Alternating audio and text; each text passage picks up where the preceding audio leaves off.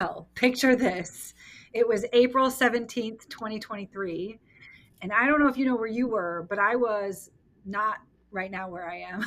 I was sitting in my home office and I logged into a 10 a.m. Zoom call with my CEO, who was my boss. I worked at an $80 million language translation company. And we were joined by our SVP of HR. And I literally said, oh my gosh, I think I'm being fired. Like I was texting my then husband. And sure enough, 10 minutes later, done.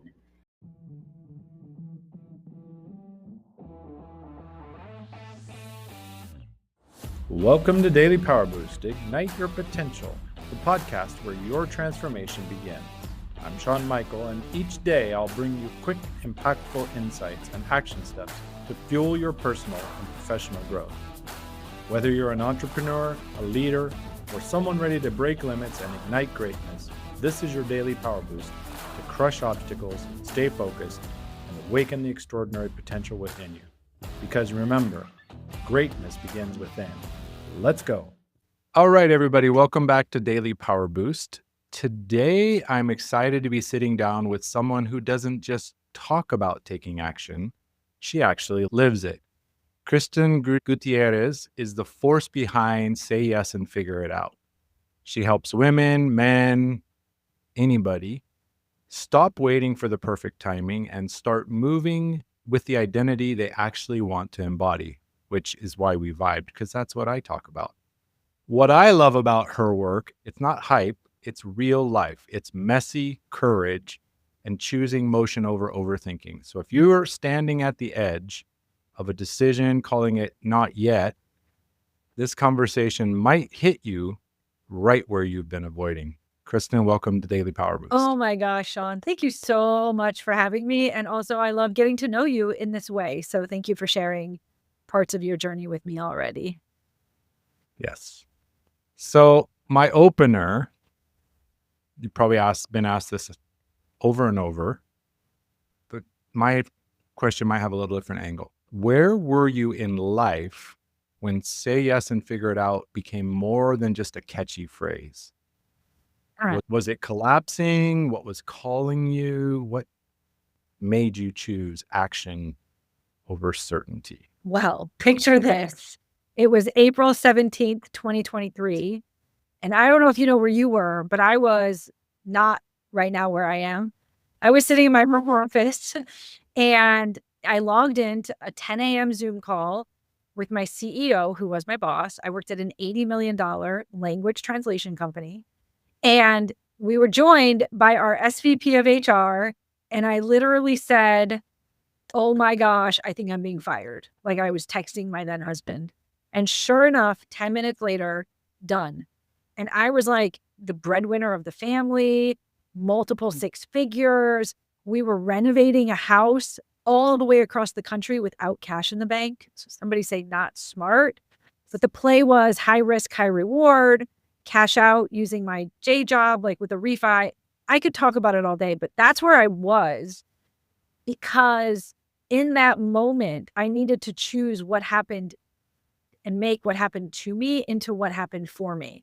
And by 2 p.m. that day, I won my first client.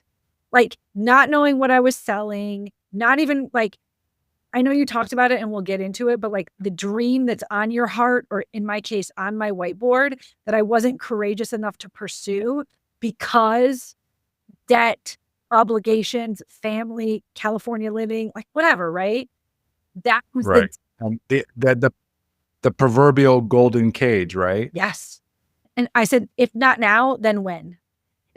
Like fast forward, because we'll go into all the detail, but I was locked arms with a mentor and I became known as the LFG queen in that community because I literally was, from an outsider's perspective, I was having tremendous success, monetizing $20,000 a month, like just killing it. But I was drowning in a financial crisis. And it was literally like, I was not getting my nails done. I was not doing anything fancy. I was surviving at the worst of all places. Say Yes and Figure It Out came to be because of my imperfect action I took that day, and I never stopped taking. And then and we'll talk about the framework and all of the things, but Yeah, it was April 17th, 2023 at 10:10 a.m. And it's usually, I've heard this story several times and I kind of lived it. It's some massive event like that your world just explodes. Yeah. And, you know, your greatest advancement can come out of that, I think, if you open your ears and listen to your heart.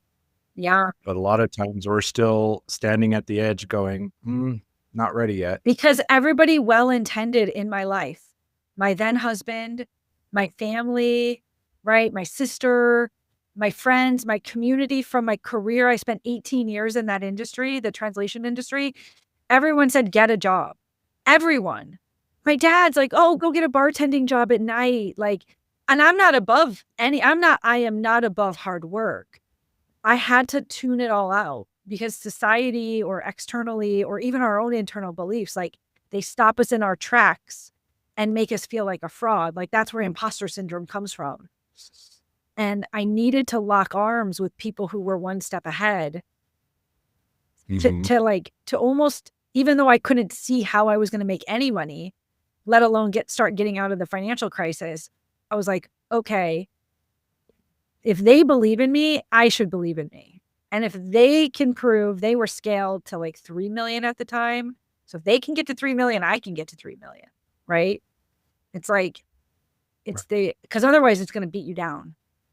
Right. Well, and I think that's a key point is if we can shift our mindset to say, well, he can do it, she can do it, I should be able to do it. Yeah. But a lot of times we're caught in these traps that, well, I don't have 18 years experience in sales, or I don't have, I myself battled it. Like my dream is to coach CEOs, executives, and, be the outsider. And that voice came up and they're like, well, you've never been a CEO. What do you know? Yeah.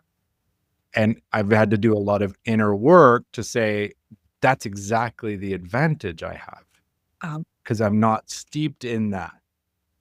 I can look at it from another perspective where I'm not trapped in the normal paradigm. Yeah. Right. I think so that's why people have to listen to your podcast and stay in the growth mindset around this, igniting your. Right. Well, growth mindset, and we also vibe on this identity. Yeah. Like you've got to let go of the old identity. It got us where we got to, but its time is over. Yeah. It's time to, like the snake, right? Shedding its skin. It's time to shed it and move on, because you can't move on if you're holding. One of my clients is from Africa, and I'm helping him write his first book it's called No Shoes, No Regrets. And it's his story. It's a framework, but it's wrapped in his story about how he walked to school barefoot for 10 years. Like he literally, like, I don't want to say the word escape, but he had to choose a life that he wanted. And he had to have this relentless self-belief that in order to overcome the old identity, because otherwise we're having conversations like, all I hear from people is like, oh, you can do it, but I can't. Or like, oh, she makes it look easy, which is a lot of times why I tell people I had like $350,000 of consumer debt, not counting my 2 mortgages, not counting, like, there was not smart. And it's not obviously to impress anybody. It's to impress upon people that I'm coming out of it now, 2 years later, but not without lots of messy, imperfect action, showing up in spaces where I don't feel like I belong or I feel like an outsider. We're trying to overcome every single day my own limitations, to shed my skin, like you said, and to step into the new identity that I give myself permission for. Like, I feel like I'm blossoming now, but then people see it and they say, oh, well, you don't have it as hard as I have it. I'm like, right. That, and they're comparing their day 1 to your day 600. Yeah, 600. Let's go. 2 years, we're over 600 now. So on that, when you started saying yes, without feeling like you're ready, or as you said, not even really knowing which way you were going. You're like, I'm just like LFG. I don't know what I'm going to do, but LFG, let's do Yeah. it. Which reminds me of the old saying, an entrepreneur jumps off the cliff and builds the plane on the way down. I have an offer called Build Your Plane. What? Yes. So who did you have to stop being, and who did you have to start becoming? Okay. Shout out to my good friend and one of my coaches, this woman, Dr. Andrea Vitz.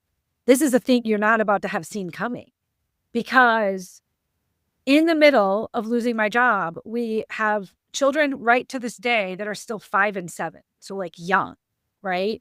And Mhm. we're 2 years divorced. The divorce wasn't because of me losing my job. It was something that was happening kind of anyway. And so all of this snowballing was happening. And I was bitter, angry, resentful. My 5-year-old was still 3. I was still suffering postpartum depression. I didn't know my ego was so in the way. And it's crazy that the Kristin of today can admit all of this stuff without shame or fear or guilt, because that was very shameful, guilt-ridden time for me. But the first thing I needed to do was get help for myself. And it's not without having tried traditional modalities. And nothing was working the way I wanted it to work. And one 30-minute phone call with my friend, Dr. Andrea Vitz, changed my life, because she has a program called emotional sobriety. So plug for her on a different day, all the things. That's what I had to do first. I mean, I had already started to monetize, but I showed up in Dallas, Texas one time for an event, and I'm 99% of the time, my ex-husband and I, we have a phenomenal relationship. We like live next door to each other. We see each other every day. I talk to him more now than when we were married. But while I was in Dallas, Texas, and I was depressed, I was at a community type event with like other entrepreneurs, and somebody was like, "Are you okay?" I was like, "Yeah, I'm fine." But like, "You're not fine." I was in the wrong way trying to fake it till I made it, but I was already monetizing. So I'd already lost my job, like all the things. I had to be okay with not being okay. And I had to be willing to receive feedback that like, you should probably like talk to Andrea, because she was there. So it was kind of one of those things. But that was the thing that you didn't think I was going to say. So first, in the middle of the process, I got a lot of mental health help, and it changed my life. My whole family, all my friends, my family, even my baby daddy was like, "What's different? What changed?" Like, we notice you're so much better of a human. And so that happened. But then the evolution of my identity as an entrepreneur, at one point in my journey, I took another job because one of my consulting clients hired me. And I was, oh, Mhm. maybe my ego's in the way. Maybe like I'm not supposed to do this entrepreneurial thing. And lucky for me, it only lasted 4 months. And at the end of that, it was May 2024 when I was separated from that company. And that's when I drew a line in the sand and I said, no one else's opinions pay my bills. I will eat ramen noodle or whatever the equivalent is to anybody around the world. Like, I will eat noodles and water for the rest of all time to make this work, because this is the feeling of fulfillment of serving others with your gifts and your systems and like, Sean. Well, yeah. And so that I live by Negu. what it Never, ever give up. My wife, a few months ago, she's like, this time around, I'm not letting you quit. I said, I have no intention of quitting, because I'm not the same person I was 8 years ago when I was starting on the journey and put it aside because I panicked. And a lot like what you said, like what I was thinking, I had this visual of when you lost your corporate job, you jumped from one speeding train onto a next. Yeah. And this event in Dallas was like, okay, I got to get off this train too. This isn't any better. Yeah. And I think that's a lot of what we get trapped in, right? We adapt to keep the train moving or to keep things moving forward, but we don't stop and say, hey, am I okay? Yeah. No, because I'm not surprised, because I spent 3 years in mental health. 3 years or more, both going through a 12-step program and then leading it, planting a church for ex-cons for a year, for ex-cons, drug addicts, homeless, saw lives changed, but due to a lack of support from other churches, they're like, oh, it's a great work you're doing. Keep doing the good work. I'm like, okay, we're surviving on my wife's income and that's it. Like, I've got people who have no income. They're looking for work. They just got out of prison. They just coming off the street. These people don't have money to do it. So yes, I think mental health, you got to, it's the old, put your oxygen mask on first. Yeah. For your help. It's so true. And I'm glad that we paused on it because you have a similar story, it sounds like, but it looks a little bit different. The narrative or your journey is somewhat different. And if people realize that 8 years as an entrepreneur, 2 years as like, you have to do the work. It's not without work. My third book is coming out. It's called Simpler, Faster, Richer, because I learned, luckily, in what I call my 2.0 season, which is starting of 2024, that we don't have to outwork ourselves. We don't have to work harder. The hustle, it's a hustle trap. And you should tell your story of where you live and why, because you obviously know that too, right? How do we? Well, and I talk about it all the time. The grind, like I had an episode, the grind is your God. Yeah. Right? Because the whole hustle culture and as leaders, leaders get their life together and they're not burning themselves out, but they're still burning everybody working with them out.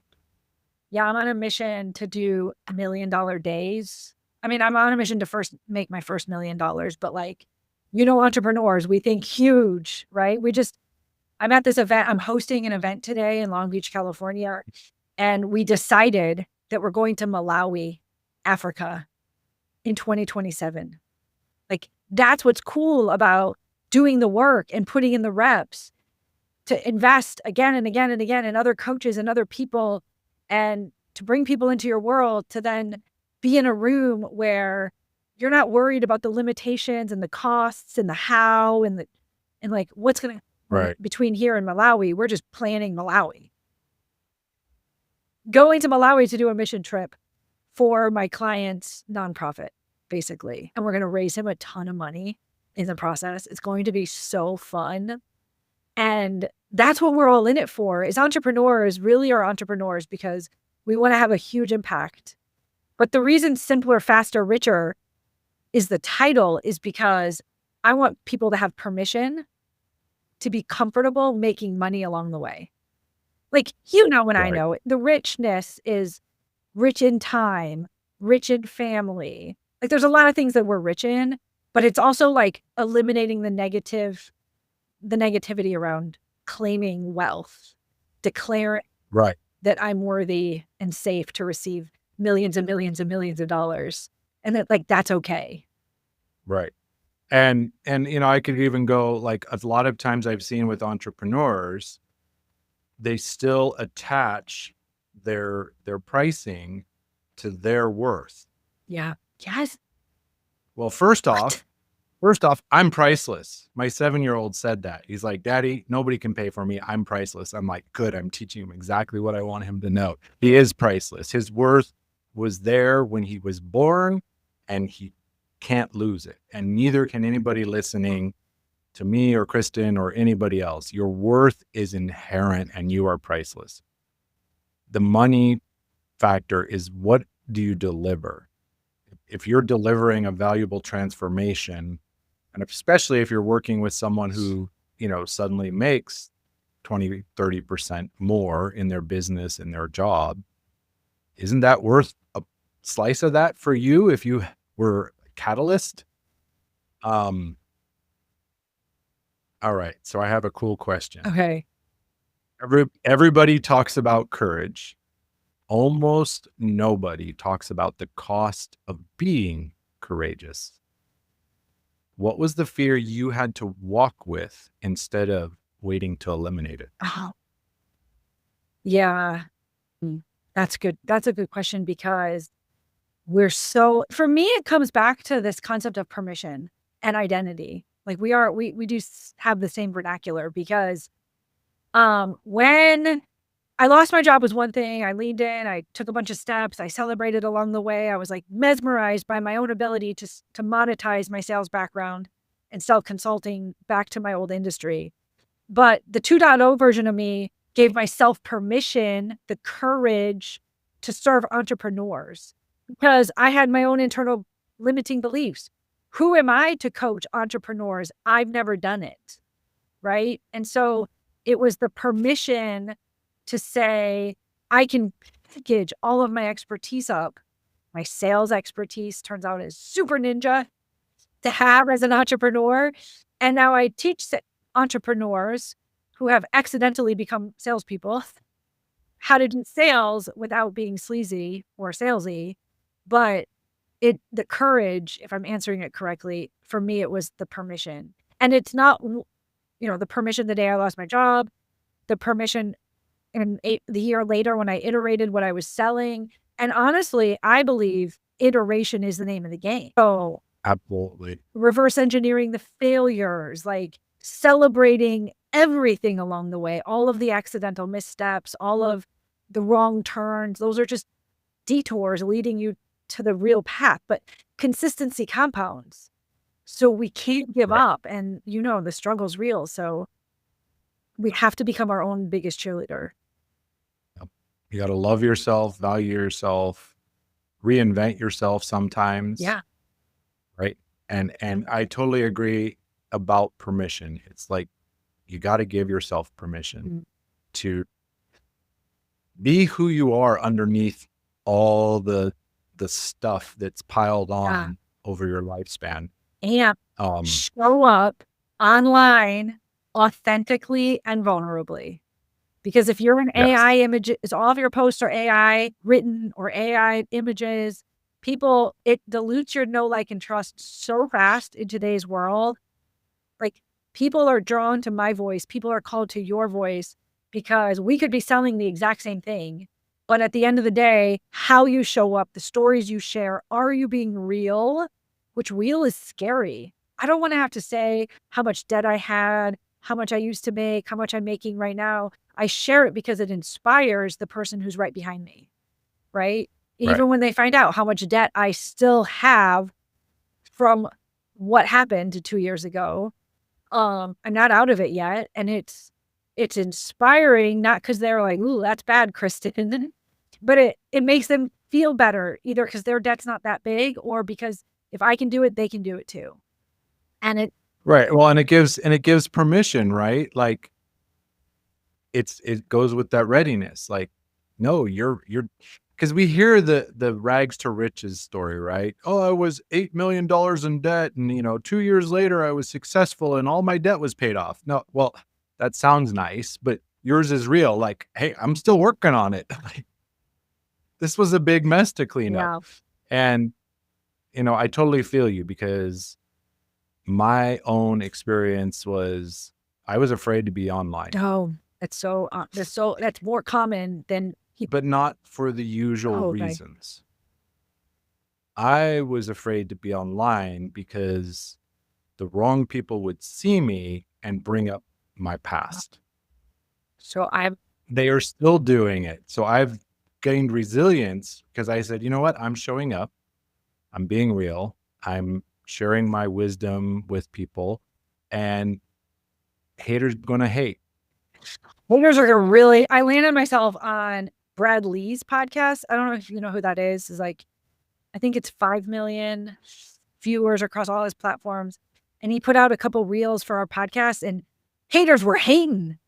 Like, not bad. Like at the end, like, you just, I was like, whoa. But I think what you're hitting on is I'm dating, right? So it's like, I had said to somebody lately, if you saw all the skeletons in my closet, which we can talk about if you want, but like, I'm not judging you for your skeletons because we all have them. Whether we're 30, 40, 50, 60, like, you're going to accumulate stories, which sometimes turn into skeletons. And the thing though is, like, how do you turn it into your story? not leverage it for bad, but leverage it for good. Because what is your back? I don't know if you feel like if you share it normally, or I'm piecing it together now that I'm talking to you, and I don't want to make any assumptions. So what's your background? Do you share it? I haven't shared it on the podcast. It's on YouTube. I was on for sure. both on another podcast when I was a guest, and also I did a speech for, it was like an online virtual event, and I basically just laid the story out, like what happened in detail. Yeah.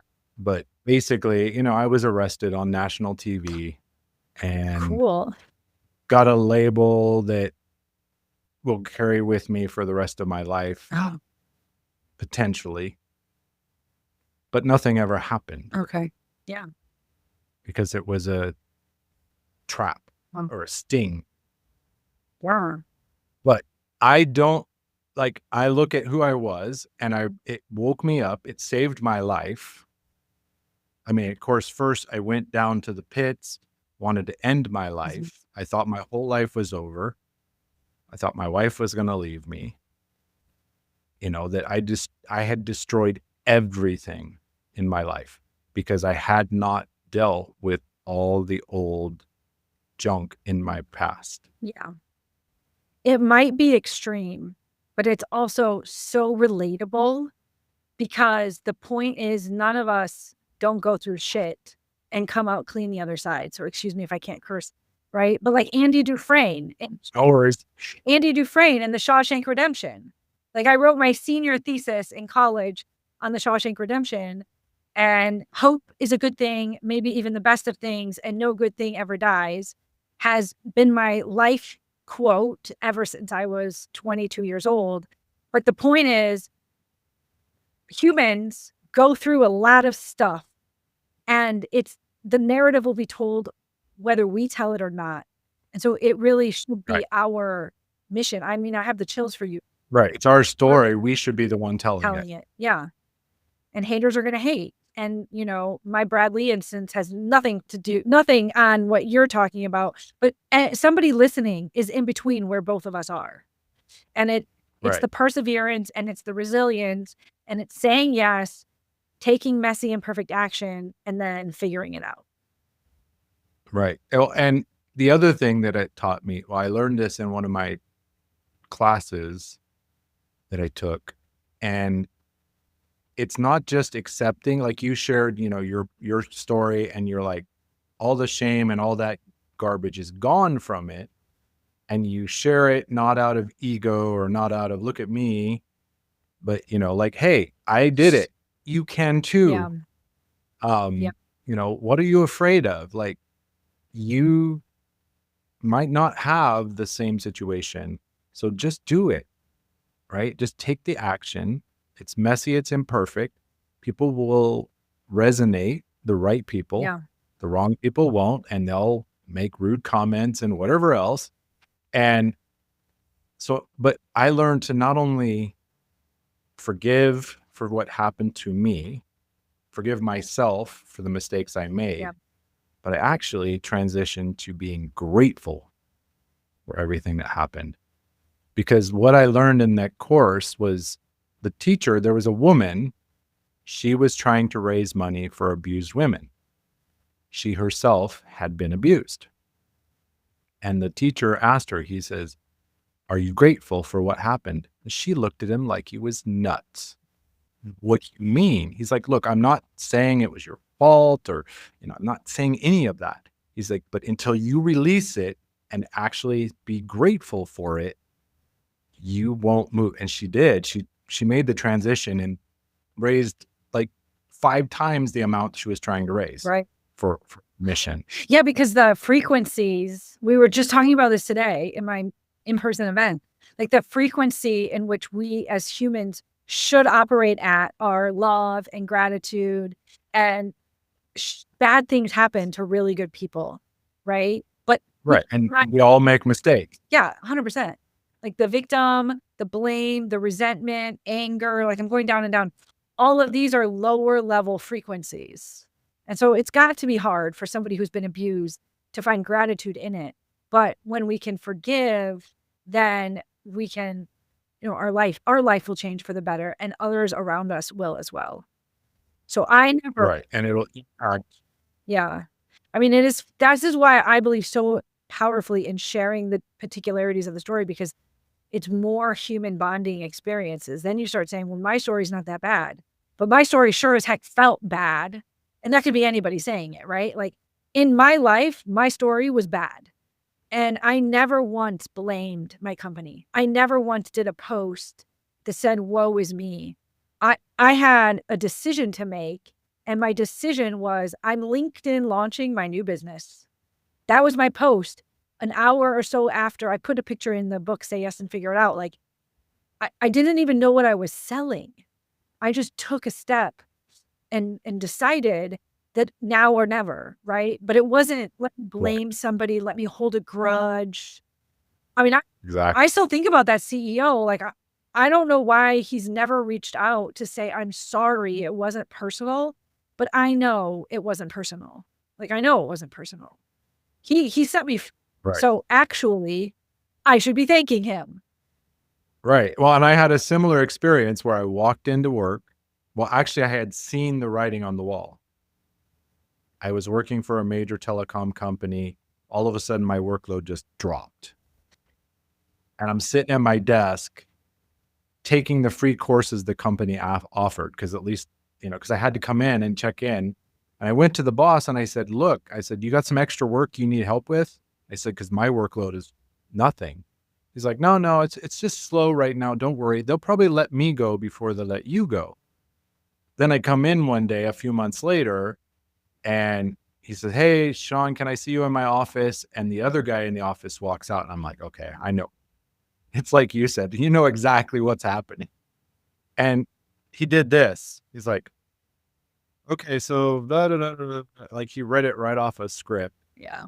The corporate. And couldn't look. Yeah, he was just like, I think he was scared to death, because I'm like, I looked at him. I'm like, really? Yeah. Like, this is how you're going to do it? That was what am I He's like, supposed well, do I need to call security? I'm like, I'm not getting crazy. That's not me. I'm not going to start a fight or nothing. I just I'm looking at you human to human and saying, hey, and in the moment I was angry. I was hired 6 months later before my severance ever ran out. And I didn't realize even at the time until last year that I started putting all the dots together. That layoff was my wake-up call, but it didn't wake me up. Oh. I took the new job, ground some more on a new path. The company actually was one of the major scandals of the early 2000s. The Enron level scandals where the books were cooked from the CEO. Like the CEO and the CFO were arrested, but I didn't see it. Took a new job, pushed hard, ground hard, living the California life, as you said, and blew my life up because I hadn't dealt with any of it. Right. Yeah, I look back, I'm like, that was my wake-up call. That was God, the universe, whatever, telling me like, hey, you need to shift. Yeah. I didn't pay attention. I just put my head down and went back to work. But now I go, okay, yeah. Now I can look back, hindsight's 2020, and say, if only I'd listened. But I can't go back and change it. Yeah. And same thing, I think about him from time to time, like that, I can still picture that in my mind of walking in and having that conversation and being upset. But I've also learned, have you ever heard of the drama triangle? Tell me. Yeah, tell us.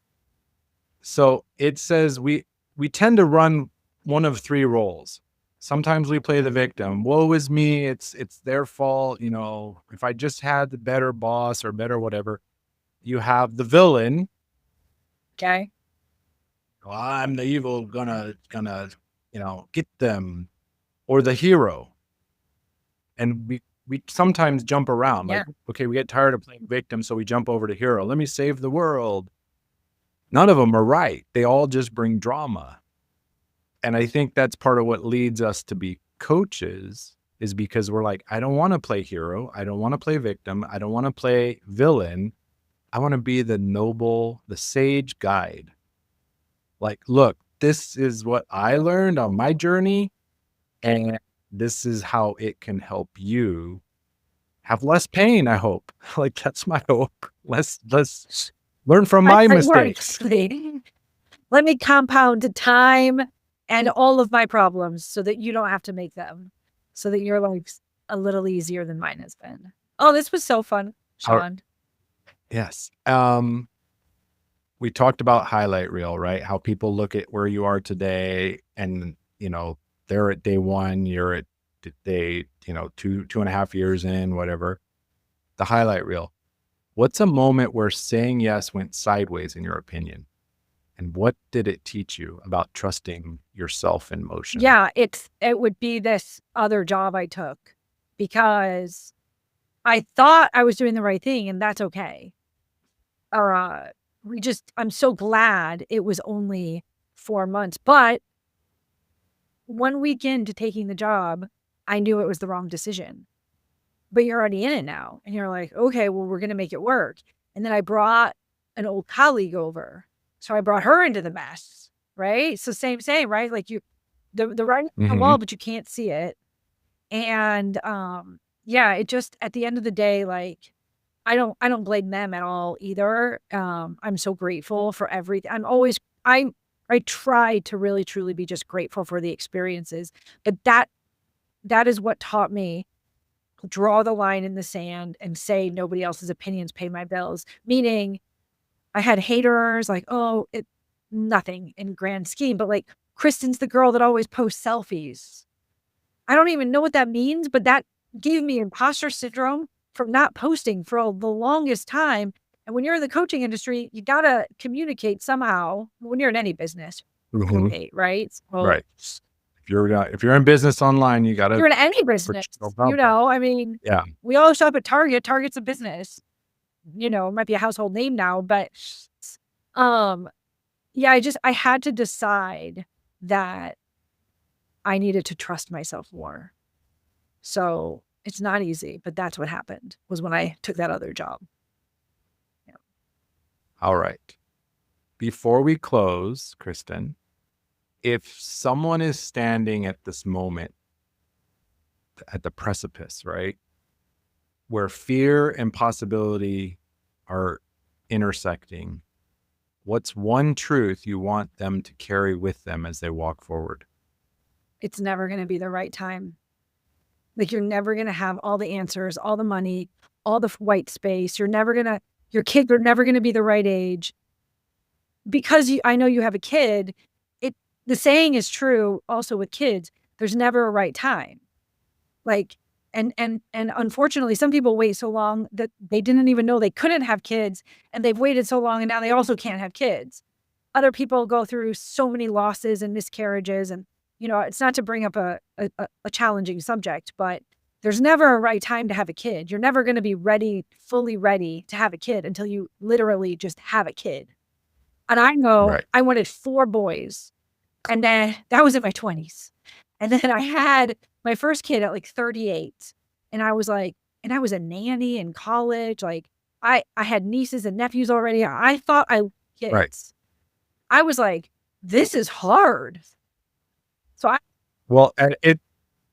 and my experience we read all the books about attachment parenting and baby-led weaning and all of this stuff. And like you said, I was the oldest of 4, so I was changing my siblings' diapers and stuff. My sister had kids. I was taking care of her kids for 2 years because she just abandoned them. And again, I thought, I'm ready. I got this. And then he came, and it's like there was things we had to think about that I didn't even think about needing to think about. Right. Yeah. And it was so hard that I was like, that's it. I'm one and done. And then we had a miscarriage, and then we had our 5-year-old. And obviously, I love both of my children immensely, through the moon. I'm so grateful.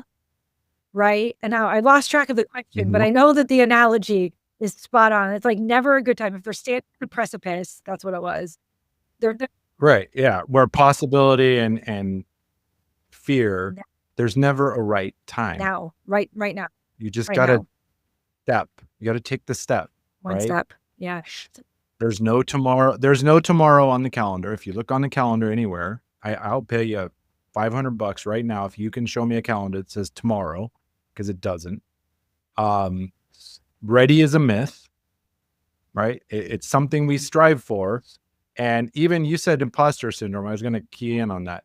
I don't even use that word because one of my submissions is to stop pathologizing imposter thoughts because everybody has them. They're not an alert system. They're a signal that you are stepping into the next level. Yeah, we should be leaning in to the, they say, so anxiety and excitement, it's when you get the butterflies, it's the same. Right. The body reacts the same. Yes. Yeah. And it's only how our brain internalizes whether it's anxiousness or fear versus excitement and happiness. And Tony Robbins will say, change your state. Like you get to decide. So yeah, you and I this has been super fun because we share the same. We share a lot of the same talk tracks, and that's why people have to keep listening to your show and keep showing up in your circles and putting themselves in the room, because we need people like you, like me, like the communities that we're in, because that's how we keep rising, right? Because even when we get over failure is bad or imposter syndrome, we all have it. We still need help, right? Even when we mental health help, it's like, who's our guide? Who's our right. Well, and community, you said community, and you have your own community, and you're also part of another community that is amazing, Stacy's community. One of the pillars of my frameworks is community. It's about leveraging the power of community, of others to stand beside you and encourage, hold accountable, cheer with. Cheer, like, hey, you're doing great. Keep doing the work. It's your breakthrough's coming. Don't give up. Right? Or my favorite Japanese phrase, fall 7, get up 8. Yeah, because when our kids, my 5-year-old just turned 5. So I'm the mom who put the reel together, right, on Instagram. As I'm going through all the old videos and footage. And then now Instagram's feeding me more things like that.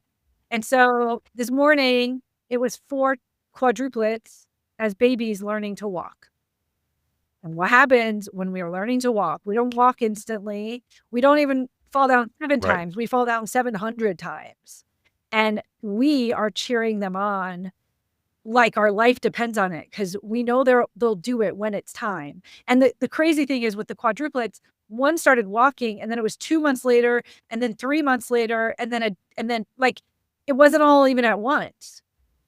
So we could the analogies are just so good with like. So my framework is decide, take a step, lean in, and celebrate. That celebration phase is so important, even when we aren't walking yet, even when we're failing. It's so important. Right. We're falling on our face. Yeah. So important to celebrate. Yeah. I have a story to go with that. So these kind of stools. Okay. This was my son's walker when he was born. Because they slide across the floor because everything's tile here. There is no carpet. See, that was another challenge, is raising, like all the challenges of raising a child, and then you do it in a developing country. We can't just go to Walmart and buy all the things that we were buying. Cloth diapers, Kristin, one at a time, because we would go to the store and he'd have 1 or 2. And he's like, that's all I got. I'm like, okay, we'll be back next week when the truck comes. How many you got that week? So we were like piecemealing his diapers together. And then he was below preemie size. So you couldn't even use him for the first 3 months. Oh my God. But he taught himself to walk with this plastic stool. And we were down by the lakeside in the city we lived in at the time. And there's a little boy who wasn't walking. He grabs the plastic stool and starts showing the other little boy. He's like, no, this is how you do it. Like, he wasn't saying that, but he was demonstrating, like, this is how you do it. It's so much easier. Because power of community is so big. Oh, way to bring that home. So fun. So what's the easiest way to find you, Kristin? SayYesAndFigureItOut.com or on all of the social platforms. You just Google Kristin Gutierrez. And I always tell my clients, make sure you're Googleable. Right? Make sure you're trying, you're contributing to. And you're ChatGPTable. I I love that. Because I always think that like my ChatGPT is biased because like I am Kristin. So like, do you really know who Kristin is? You're going to tell me what I told you I am. Exactly. Or yeah, ask. So I always have my friends check for me. I love that. Because like you said, I think your own account is biased towards you because it knows everything you've told it. Yeah. But if you have other people, because it's the reality, AI is here to stay. Yeah. And it's not enough to just be findable on Google. You need to be able to be found on what they call the answer engines. Love it. And of course, I'll share all the links for Kristin. Thank you. Thanks for having me. And including your link to because your book's on Amazon. Yes. And I believe there's a link on your website as well. Yeah. You get over there. I have 3 books. A note. So this was my first book, Be a Better Sales Leader. And this is the book that you know me for, Say Yes and Figure It Out. And then this is the book we talked about that's coming out in 2026, Simpler, Faster, Richer. Right. So you've got the nifty author copy there. It's a hooker on a Say Yes and Figure It Out book. It works. Hey, because I live in Guatemala and Amazon doesn't ship here, I don't have my book. Oh, yeah. Put your link in the bio. I need to get it here. Like next time I go, we have my wife's book. She's released a book in 2 different languages, a journal for women for healing after the age of 50, which segues nicely to my upcoming book, Reborn at 50. The tagline is The Rebellion Manual for Those Who Refuse to Fade. Ooh. When is that coming out? I hope by second quarter next year. It's a big project. It's it's 20 chapters. Well, it's a big endeavor. It's a deep book. Yeah. All right. We'll put the link. Much, Kristin. Yes, I'll put all that. Thank you for your time. Thank you for joining us here on Beyond the Boost. I really appreciate it and getting to know you a little more. Yeah. Thank you so much for having me. I'll see you soon. All right, everyone. Have a great one. We'll see you on the next episode. Take care.